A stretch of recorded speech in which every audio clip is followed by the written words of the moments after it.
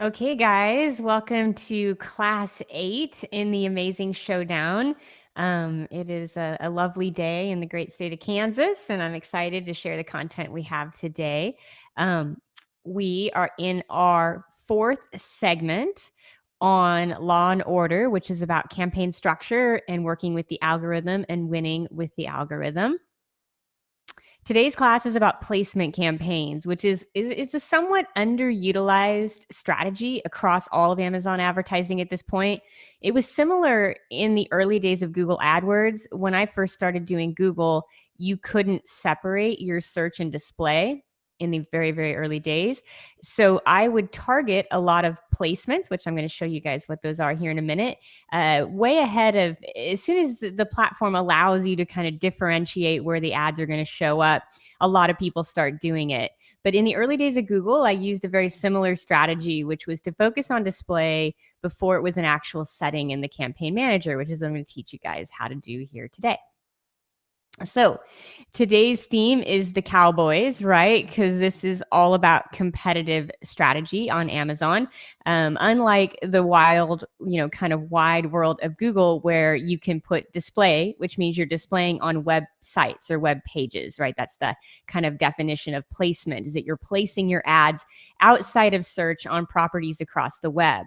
When you do this on Amazon, you're actually targeting your competitors because there is no content on Amazon. There's no Wall Street Journal or, Vanity or any of these kind of editorial sites where you would normally run campaigns in outside of Amazon. Everything in Amazon is competitive focused. The only content in Amazon is other products that are competing with you for customers. So today we're going to be talking a lot about how to tackle your competition, right? How to go after a bit of, be a bit of an outlaw and come after your competition and put your ads on your competitors' product pages to actually really kind of blanket the path to purchase.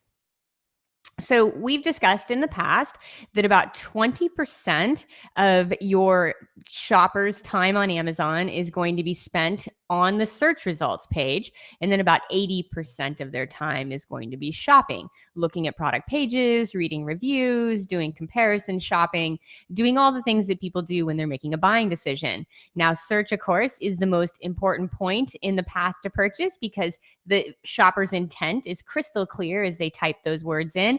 And without question, the majority of your sales conversions, especially in relation to total ad spend, are going to come out of search. But the other side of the equation that's often overlooked is what happens when these shoppers leave search and head off to the product pages. And are your ads showing up on those pages? And are you actually really covering your entire category for market dominance? So it's a two-prong approach. You're going to find in terms of impressions, which impressions, of course, define how often an ad is viewed, which of course is shelf space in the Amazon world, right? When your advertisement is viewed in Amazon, it's actually a product image that is viewed. It's actually your product listing, main image is viewed across the search engine. So whenever you're talking about visibility in an advertising campaign, you're talking about impressions, right? You're talking about just the overall visibility that your brand can capture across the entire platform. So placements actually are a huge chunk of available visibility, about 80%. And then search is that smaller chunk. So when you think about your shopper's path to purchase, they're going to come to search, then they're going to continue on and start shopping. Your goal is to be at every single place across the path to purchase to secure more of your market share and secure more category sales. So the goal with these placements is you're going to be actually lifting product sales off of your competitors' pages and bringing them to your page. It's a little more expensive than a keyword-based strategy. It's not quite as straightforward as a keyword-based strategy due to some things I'll show you along the way today. But at the same time, when you do it successfully, you can lift a significant amount of sales and market share from these competitors' product pages when the strategy is well executed. So going back to the beginning of everything we've covered up to this past 8 weeks of full-on intensity, the main thing we want to talk about is going back to our priorities, because the big thing about making advertising work is having good priorities, clear priorities, and using them consistently. So when we talk about priorities, it's important to remember that even though competitors is a big chunk of the market, this 80% of visibility, it is not the same. It's not the equivalent of sales. And so at the end of the day, for your competitors' pages to convert for you successfully, you definitely have to make sure that when you're running these campaigns, that you have good top of search placements across the board. So you really want to invest in your brand and your shop and your browse tests. And then from those tests, you're going to go ahead and put together some buy and scale and single keyword groups.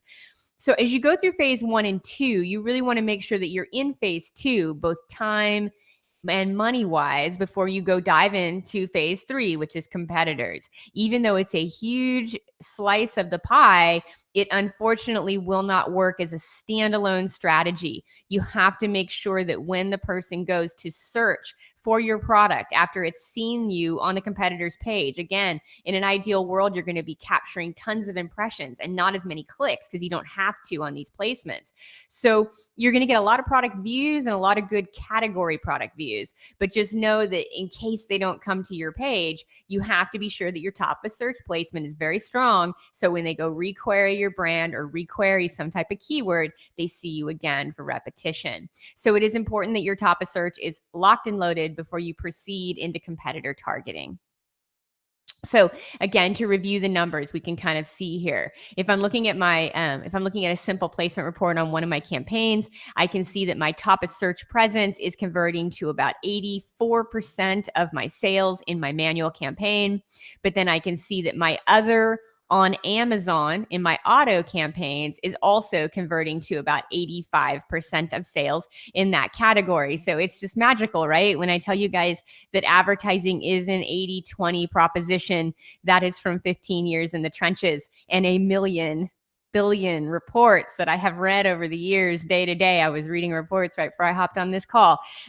So I'm always pouring through advertising reports, and without fail, it always ends up at a very kind of 80-20, sometimes 90-10 type result. So we can really see here that in the numbers, we're going to get a significant number of impressions on Amazon, which is going to be a lot of product placement. And those are going to be 6 million impressions. That's 6,600,000 views I had for my product, brand label, image, logo, all of those things. So it's a pretty significant amount of impressions, especially if you come back to top of search. In top of search, I only had a total of like 250,000 impressions. And I'm dominant in the market. I own all of my top of search keywords. So, I mean, even with a dominant market position, I got about 250,000 total views out of my top of search. I got 85% of my sales. But at the same time, I got another 7.5 million impressions from other placements on Amazon by doing the strategies I'm going to share with you today. So first thing we're going to do for our placement targeting is we're going to develop our strategy. So the goal is going to be having your ad displayed on sponsored products related to this item. That is where you want the ads to rank. That is when you know you've had a good success, is when your product ads are showing up, your sponsored ads are showing up in the 2 tables on the product detail page of the competitors you've targeted in sponsored products related to this item. Now, the first thing you're going to do is go back to your competitive analysis reports that you did in Act 1, and you're going to make sure that you have a good targeted list of the competitors that are in your category and actually drive sales and have good velocity, have good ranking, have good BSR. Once you've determined who those competitors are, then you're going to go ahead and you could take their ASIN. You could do keyword targeting in 2 ways here. One, you can kind of take the brand, keyword, and product description out of the title. So I could go ahead and just say, okay, Lee's skinny jean, right? Lee skinny jeans. That would be a keyword to target and bid on. I could just say Peruzzo or vibrant women's jeans, right? So you can kind of go through the different jeans and you can actually just kind of pull your keywords out of the title like manually. Or you can actually use a tool like the Cerebro tool in Helium 10, and you could take that ASIN and you could pull a reverse ASIN, and then you can go ahead and just kind of search for the brand keyword. So you could go in and say, show me all keywords related to hybrid. And we don't have to go into detail on this step because you have a complete step-by-step instructions on how to do this in both your competitive research document and just your overall how to do competitive analysis. Both those PDFs show you step-by-step how to do all of this. But your first goal, just to kind of sum it up, is you're going to want to go ahead and take these competitors' ASINs, determine the ones that are the most targeted, and then get them through a tool or get into Amazon and look at their product pages and build a good list of keywords. And it's going to look something like this. So again, now here is some important differentiators that I'm going to cover a lot on this call. So say I went ahead and I grabbed some of these keywords from the Helium 10 tool. I'm going to go ahead and show you guys some examples here that's very important. So the brand Hybrid, for example, is only advertised, they'd only sell jeans. So I would be safe to target just that brand name, right? Because it's just a jeans brand. Now, someone like Lee that sells a lot of different apparel products, you need to be sure that I've partnered it with the word jeans in every instance. I wouldn't just use the brand name Lee because, of course, people looking for Lee could be shopping a lot of apparel items. So it's very important that you think about those competitors' pages and you make sure that they're selling a similar item to yours and that brand query is going to bring you some targeted traffic. So once you go ahead and you pull some keywords through, you're going to set them as broad and phrase. So you're going to want to secure the top of search for your most relevant keywords. That is your first priority. Once you have top of search completely nailed as far as you can take it profitability wise on your most important keywords, then you definitely want to move into a competitive strategy. You want to invest in your category and brand keywords before competitor keywords. And this is not just for cost and effectiveness, it's also for testing and budget. You're going to find that you really want to make sure that your category and brand keywords are very well invested in and very well refined and optimized so that you're not spending a ton of time trying to figure out both of these, different sides of the path to purchase. So when it comes to keyword optimization for your category keywords, and of course, category always defines things like jeans, women's jeans, skinny jeans, the keywords that define my category. When you're talking about category keywords, they're the most important, but they take a little bit of management to optimize and get in flow. So you want to get those completely going and well managed before you dive in and try to optimize competitors.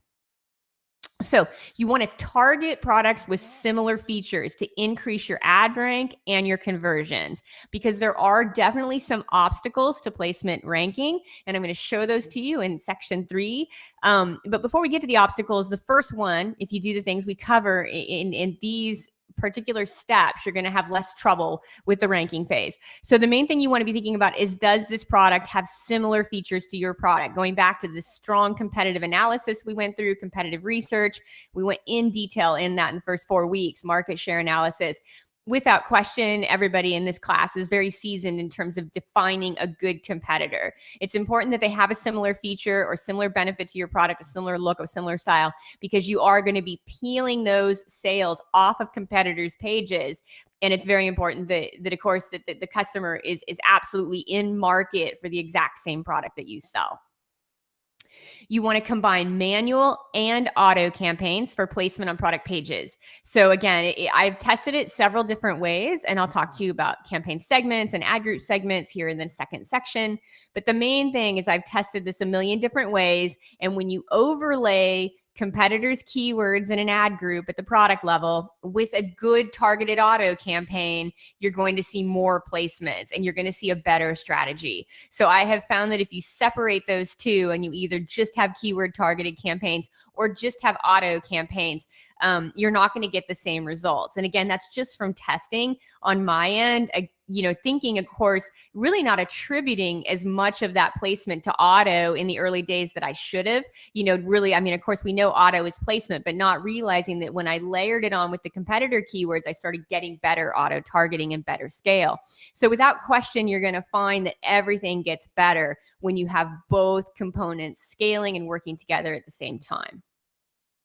So you're going to test several variations of your competitors' keywords to see which ones convert. That's a really important part of the strategy, in the sense that not all brand keywords are going to convert. Some of them are too specific and they won't work. Sometimes you have a competitor that has got kind of a weaker selling proposition. Maybe they have too high of a price. Maybe they have some negative reviews. And at that point, you might find that a lot more of their searches will convert for you.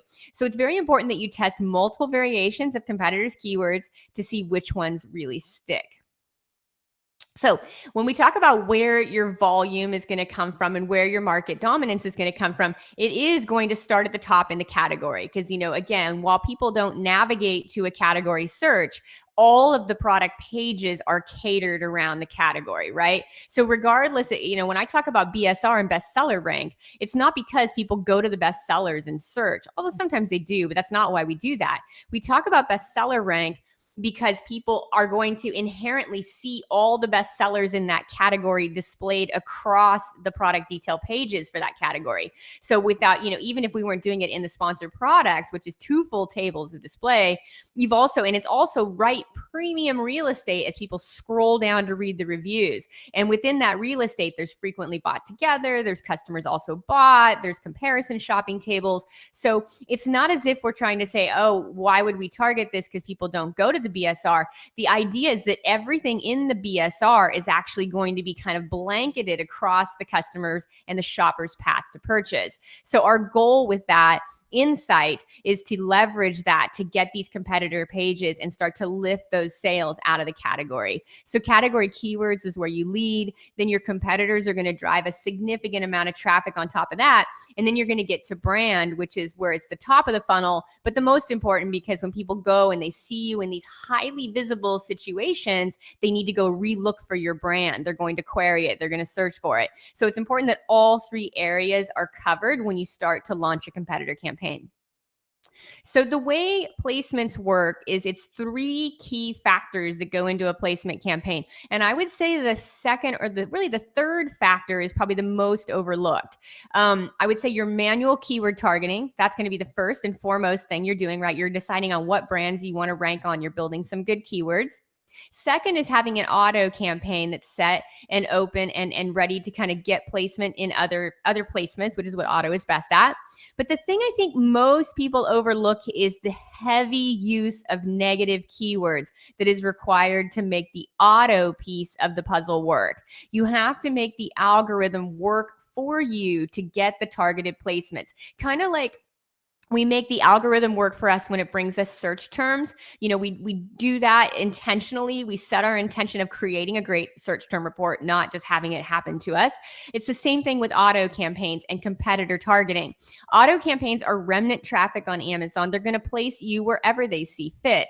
But the bottom line with that is you have to control it and start to filter out these kind of other places that the campaigns are being shown that do not relate to competitors, because the algorithm is going to want to sort of just show your ads all over the auto network, because it's a remnant network. They just want to show ads wherever they have real estate available to cash in.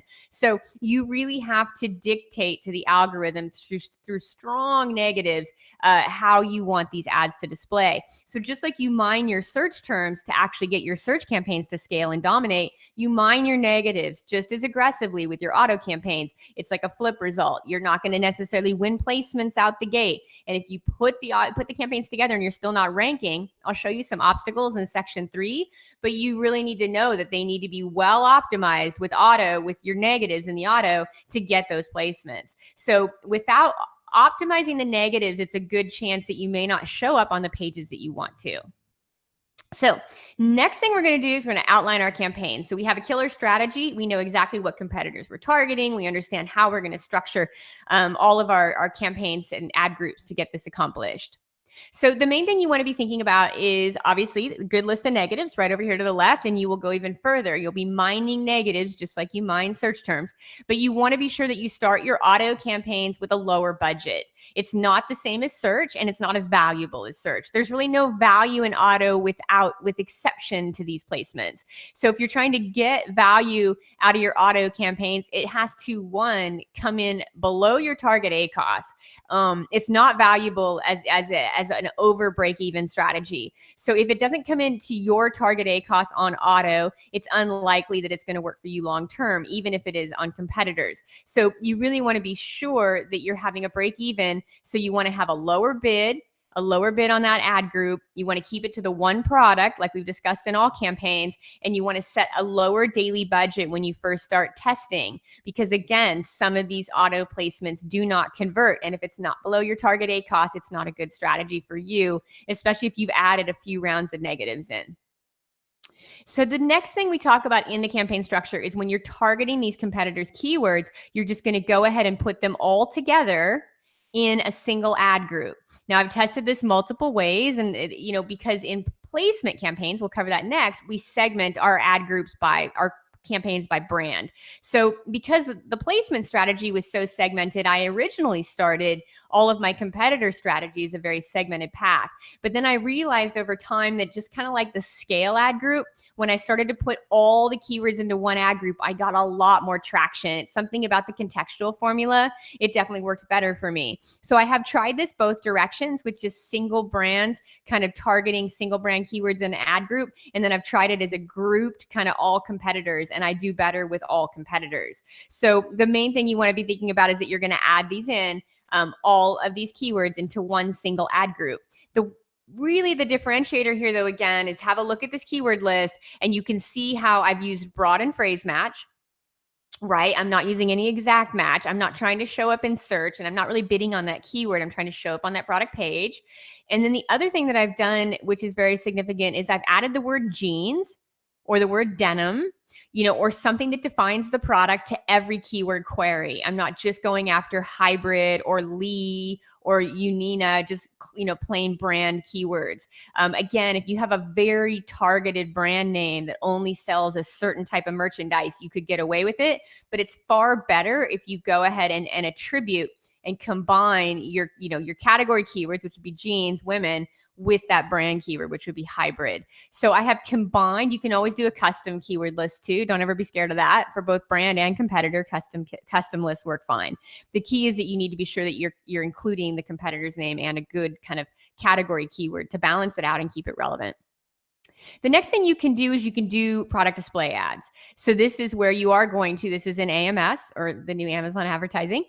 You can go ahead and separate it out. As I've talked about in the past, there's a significantly higher ACoS on all of your competitor campaigns. There's a higher ACoS. Overall, the average on this is 33%, so I'm happy with it. And a few of these competitors that are 47 and 41%, those are absolutely like solid competitors that when the shopper goes to make a comparison, those two competitors are coming into the mix, and I cannot concede their pages at this point because I am the best seller in this insanely competitive category. So to continue to maintain my bestseller position and make sure that I'm always in the comparison shopping of all buyers on Amazon, I go ahead and I invest in those 47 and 41% because I need to be there. So that is just the more you take market share, the more you need to hedge your market share. So this is, and again, I'm happy with the overall average on these 33%. Now, when you're doing product display in AMS or in the Amazon advertising platform, you can absolutely do these by brand name. So you could take and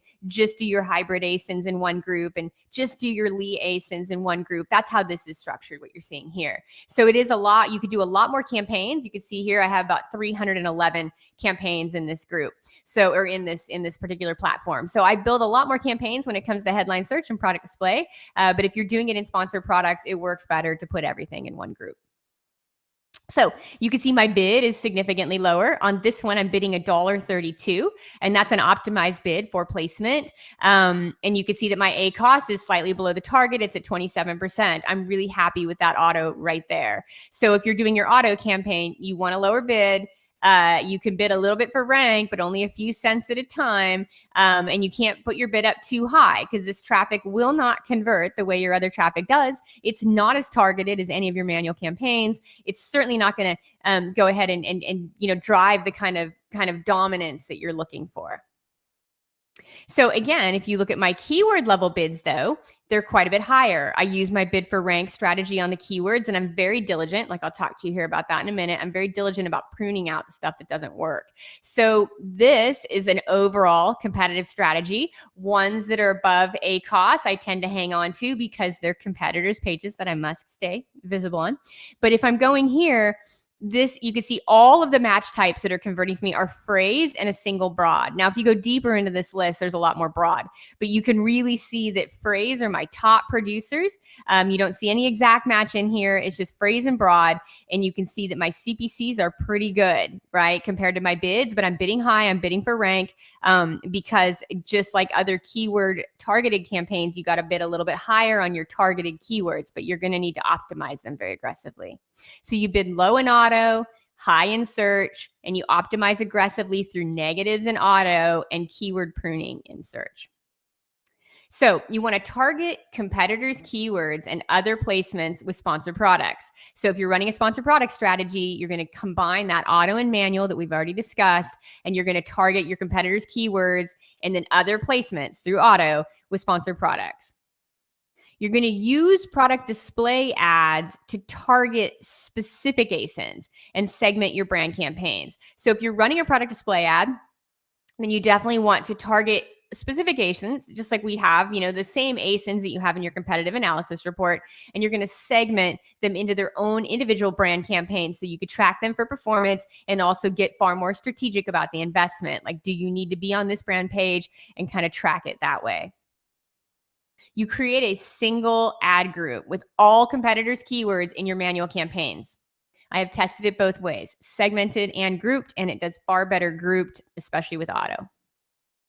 Combine competitors' brand and category keywords to increase relevance. This is when I talked about partnering all of the keywords in the manual campaign with the word jeans or the word women's. So even though I have a lot of negative around men's and juniors, and I could go a little broader, I really don't need to. I really want the algorithm to know that I only want placement on Lee's women's skinny jeans pages or Lee women's jeans pages, or I do not want the algorithm to think I want placement on any Lee product page. I don't want it to think I want placement on men's jeans or juniors, because we know those are, even though they're added as negatives, I really am not going to chance it because auto is a very broad strategy. So I'm always being sure that when I'm doing a placement strategy on the competitors' keywords, I'm always combining competitors and brand keywords, especially in the beginning, until I have fully proven search terms. In the beginning, I'm really partnering those up to make sure I get as relevant as possible. Your competitors' brand keywords convert highest on broad and phrase match. There's no use for exact match, because the more, like we discussed last week, the more confident the customer is, the more confident the shopper is in the product and knows it by name, the more familiar they are, the more likely that's going to be the product they choose. So the more exact that search term gets, the harder it is to convert it, and the more expensive it is to convert it. So always focus on broad and phrase on competitor. So you're going to go ahead and you're going to run auto campaigns. From there, you're going to have search terms, right? This is going to be your auto optimization strategy. You need to be doing this congruently and at the same time, you're going to be doing them at the exact same time. Simultaneously, you're going to be running your auto and your manual. In your auto campaign, you're going to take those search terms and you're going to build a heavy negative list to keep it filtered and make sure you're showing up in the places that you intend.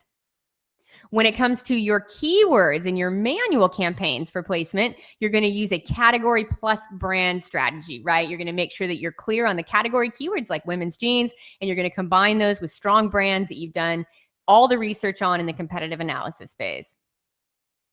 Okay, so now we're going to optimize for placement. So again, this is not as simple as just turning these campaigns on and getting placement. It could be, depending on how much it depends on how much history you have converting these pages to sales, organically. But most of the time, there is always, with advertising, a massive optimization cycle. There's nothing in advertising where you just turn it on and the magic happens. It's always optimization that makes the magic happen. So when you're looking at it from that place, there's a few obstacles and opportunities that we'll cover here in a bit, but you really have to optimize these campaigns for placement. So you're going to go ahead and mine your search term report just like you do keywords, and you're going to go ahead and do your auto campaigns just like outlined in the PDF document. You're going to separate your auto from your manual, and you're going to mine those actual ASINs that show up with sales conversions and orders. So I've got an ASIN that had 23 orders. I've got an ASIN that had 22 orders. I've got an ASIN with 19 orders. I'm going to go to Amazon. I'm going to do the research. I'm going to see which product pages those are, and I'm going to make sure I'm including those brand and product keywords in my manual keyword campaign. Then I'm going to go ahead and take the clear search terms that show up, right? The keyword is indicated by an asterisk, which means there was no keyword. It's an auto campaign. And this gives me all the search terms that it came out of. I'm going to be looking in here for negatives, keywords that were absolutely not working for me. Those are going to go into my auto negative campaign immediately. I'm going to keep that going. And I'm going to be a lot more frugal. Like, again, I'm not really trying to show up on pants pages, and Amazon's going to love to give me pants pages because pants is a high search volume kind of generic non-targeted term. I'm going to negative pants in this particular, you know what I mean? In this particular auto campaign, because it's not related to my keyword campaigns, I'm going to negative the word pants, and I'm going to negative brands that I don't want to show up on. And I'm going to negative things like Capri and, you know, just my normal stuff. But I'm also going to be more aggressive and do things like category, like pants or ripped. I'm going to just stay far more aggressive on my negative mining. Anything that I could do to get out of the broad category searches or frequently bought together searches, I'm going to continue to refine this until I start seeing more competitors' pages showing up in the search terms. So you're going to add those negative keywords in to your campaign on an ongoing basis. So you should be constantly, every time you do your search term mining, you should be adding negatives to the auto campaigns all the time, because you're not trying to catch all the traffic there. You only want competitor placement. You already know that you have top of search for the keywords that matter. And this is a competitor kind of complementary display strategy. You're not trying to build it into a search strategy. So you definitely don't have to worry about over filtering. You want to filter, you want to make that algorithm work really hard for the placements so that you can win them. And again, without the use of negatives, I found it very challenging to rank on placement pages. So your impressions are a key metric to measure. Like I showed you guys, we were at 7.5 million. Impressions are a key metric to measure to track your campaign performance, as long as you're coming in at target ACoS. You want to make sure that your competitor keywords are going to have a higher ACoS than your category keywords. So expect that. So when you start running these campaigns, if you have a target ACoS at 25%, there's just no way, if your keywords convert at 25%, that your competitors will convert at that rate. They will be nowhere near the cost of both category and brand. They'll be significantly higher, at least 10% higher on the ACoS, sometimes 20. So you're going to be paying a lot more for those placements, and you can start to balance it in your brand strategy. So let's just say you're paying, 40% for competitors, but only 5% for brand, and you're at the point where you've scaled. You can start to look at it from that perspective. Now, this is definitely nothing that you're trying to launch before your keywords are optimized. In the early days, you got to be optimizing your keywords and making sure all those keywords perform for you before you go put your money on these broader placements. You want to monitor your competitors' keywords super closely for performance and conversion. So when you launch a competitive keyword campaign, a manual campaign, a lot of those keywords are going to run crazy. They just are going to be harder to convert, and you don't have any data, how you're going to do in that cycle, comparing and actually, going head to head against a certain competitor. So while you're learning about that, it's really important that you monitor those keywords. Like you've been through the STR doc. You want to be sure that you are monitoring your keywords 3 times a week, that you're testing for competitors, and anything with a high CPC, anything with no sales conversions, anything that just looks over your target CPA, you can just shut that stuff down because you don't need it. This is not about history. This is not about category keywords or kind of strengthening your brand. This is a completely kind of wild card visibility category strategy for market dominance. So there's no benefit in an irrelevant keyword that belongs to one of your competitors. If it doesn't convert, you've got to kill it. It's not like category, right? You're trying to build sales history on your category keywords like women's jeans. I have a harder time conceding that because I must win. This you don't have to win. So it's like when the keywords don't work, they don't work. Shut them down as soon as possible so they don't bleed your budget.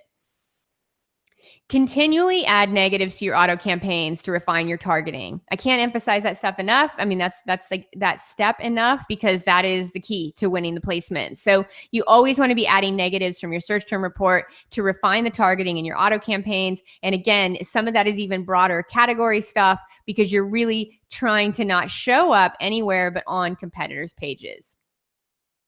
You're going to mine both your search terms and your ASINs from your auto search term report. Both those pieces of data are incredibly valuable. The ASINs, you don't go and bid on ASINs because you can't really do that, but you can use those ASINs to go ahead and create a targeted keyword list from that product detail page. And then you can, of course, target ASINs directly in product display ads. And then your search terms are going to be used to make negatives and to also add some variations when they are relevant into your manual keyword targeting. So good, like tons of gold in the auto STR when you're running this strategy. So the main obstacle to ranking on placements is this. It's all about consideration. So when you try to rank on a competitor's page, the only way you're going to do that successfully, again, with advertising, you can't just buy rank, right? You can't just put it in as a target and the algorithm says, okay, you can have that today. Algorithms aren't that simple because they're programmed to make sure the user experience is exceptional. That's an algorithm's first goal. Even above making money on Amazon, the algorithm's first goal is to make sure the Amazon shopping experience is relevant and exceptional for the user, because that's what brings those users back. Same thing with Google. I've heard a million people over the years say, boy, I can't believe Google doesn't want my money. I'm like, Google wants the users that search to be thrilled. They want them to be elated. Anyone who's ever heard, Jeff Bezos speak knows this is true. Anybody who's good at growing a company to these scales is very focused on customers and user experience. So there's no way with your advertising, no matter how well you tailor it, that algorithm is going to provide a user with a non-relevant result. Not on its best day, not on its worst day. There's no way it's ever going to do that, because that's the algorithm's goal, is to bring up the most relevant products at the time the shopper is looking. So in the consideration, when someone is comparison shopping across brands, they are going to consider several brands. They're going to constantly go back and they're going to look at these brands and consider them. You can build your brand into the consideration phase by doing this strategy, right? People go to your competitors' pages. Now you're going to bring your product in for consideration. Now, as long as the shopper actually considers the product and then buys it off of those product pages, you're going to find that it continues to rank, or it will rank. But if it's not, you got to realize in the beginning, you're not relevant because you're not that product, right? So, even though you're advertising this brand, you're not Lee Jeans, right? In this example, we're Levi's. So we're not Lee, and the algorithm knows we're not Lee. So bidding on those keywords, we're immediately kind of dinged because we're just not relevant. We are not Lee Jeans or Hybrid Jeans. Second, we have this conversion issue that we can't exactly convert the clicks on that page like, say, Hybrid or Lee could. But the main thing that you can counter those two things with is consideration. So when you have the shopper goes and browses 4 to 5 brands and makes a final buying decision, which is how all purchases are made, there's always a few brands in the ladder when someone's actually shopping. So as long as they actually consider your product and then make a purchase, you're going to find that it starts to rank better. The cost is lower. That's kind of the performance indicator. But if your product is not actually in consideration among these other brands for a buying decision, there's really nothing you could do to rank it, because it has to be actually considered and purchased for the algorithm to consider it something it will display. So it's kind of like that in every platform. You're always dealing with, what the shopper actually does, and, whether they buy or whether they shop or how they're going to navigate is a lot of how the algorithm will make this call. So the benefit, though, the opportunity in this strategy is it's just enormous for total sales conversions. And in terms of your overall impressions, it's through the roof. And then your positioning in your competitors' category, on those competitor pages in your category, you start to blanket your entire category. When all the best-selling products in your category feature your ads on the product pages, you start to get this tremendous positioning in the category that leads to acquiring the bestseller badge. So for positioning and impressions, there's nothing more valuable than this placement strategy. And when you get the position right, where you're showing up consistently across the entire path to purchase, and you start to push these impressions up, that's when you're going to see the sales conversions really tip, and you're going to see it like in this account. It's huge. You saw we do massive product display, and it's number 2 in terms of my order sales driver across all ad groups for this product. All right. So next week, we're going to dive into campaign optimization. We have 4 full weeks, Act 3.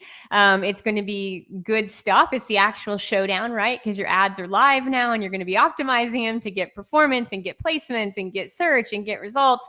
So we'll be diving into optimization next week, and we're going to be using sample campaigns from people in this class. So we're going to start with some short instructional content so you guys have a good understanding of it. There's a few study guides that go with it, but the majority of Act 3 is going to be all about demoing live accounts and kind of working through real problems in real time to show you guys how they would be solved.